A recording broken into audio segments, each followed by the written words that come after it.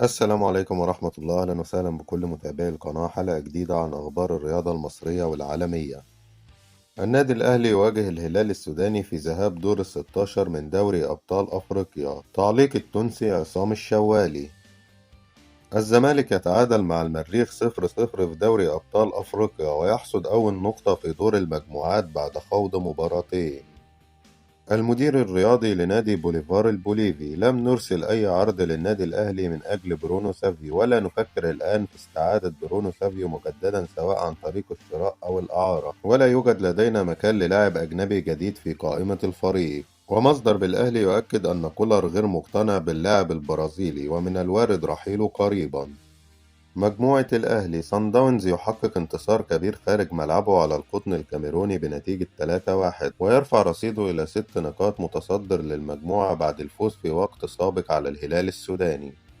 مارسيل كولر: الأهلي عائد من مونديال الأندية ولعب في مستويات عالية، اكتسب خلالها الفريق مزيدا من الخبرات، ورغم صعوبة مواجهة الهلال لكننا عكفنا على الاستعداد بشكل جيد للمباراة، والفريق لم يمر بأي تذبذب في المستوى مؤخرا، خاصة في مواجهة ريال مدريد وفلامينجو. الأهلي أظهر شجاعة في هاتين المباراتين وكان ندا قويا وقدم كرة قوية وأداء عالي، والفريق حصل على قسط من الراحة بعد كأس العالم للأندية، ولاعبو الفريق يمتلكون خبرات كبيرة للتعامل مع ضغط المباريات. ونقوم بالتغيير في خطة الفريق من مباراة لأخرى وفقا للمنافس، لكن تبقى شخصية الأهلي حاضرة دائما في كل المباريات، ولاعبو الأهلي لديهم القدرة على التعامل مع كل المواقف ولا يركزون إلا في المباراة فقط. مهاجمي الأهلي نجحوا في خلق هجمات وفرص خطيرة في مباريات ذات مستوى أعلى بكأس العالم، وهذا يحسب للفريق بالكامل ويؤكد على قوة مهاجمي الأهلي والفريق بالكامل.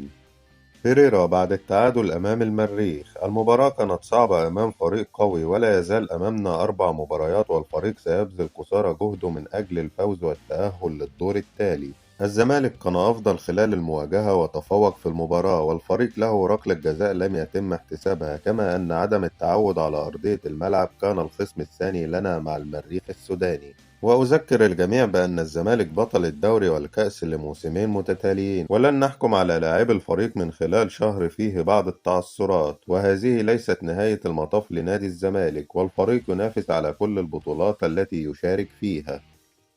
مارسيل كولر يتفق مع الجهاز الفني المعاون على مراقبة أفريقيا للشباب التي تقام في مصر من أجل انتقاء بعض المواهب التي تصلح لتمثيل الفريق الأحمر مستقبلا. وسيقوم الجهاز المعاون لكولر بمراقبة جميع المنتخبات الأفريقية وأيضا منتخب مصر للشباب من أجل تقييم اللاعبين. البطولة ستشهد وجود مندوبين من أندية أوروبية وكشافة كبار على مستوى العالم من أجل استقطاب المواهب إلى أوروبا. مدرب المريخ بعد التعادل مع الزمالك: لست راضيا عن النتيجة، كنا نبحث عن الفوز على أرضنا، لكن أعتقد أننا خلقنا فرص عديدة في الشوط الأول ولكننا لم نتمكن من التسجيل.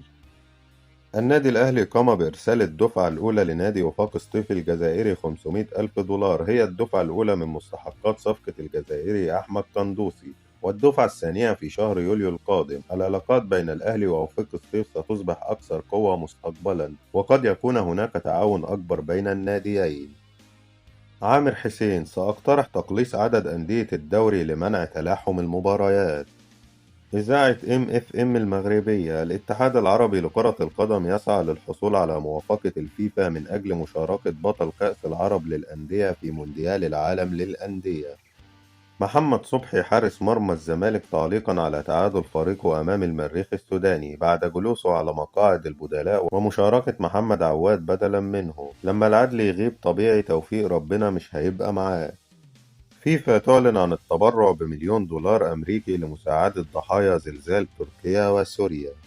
فاروق جعفر: الأهلي قدم ما عليه في مونديال الأندية والإرهاق ظهر على بعض اللاعبين، ومباراة الهلال السوداني صعبة جدا، لكني متوقع عودة النادي الأهلي بنتيجة إيجابية. انتهت أخبارنا. لو لسه ما اشتركتش في القناة اشترك وفعل زرار الجرس علشان يوصلك كل أخبارنا الجديدة. ادعم الفيديو بلايك، والسلام عليكم ورحمة الله.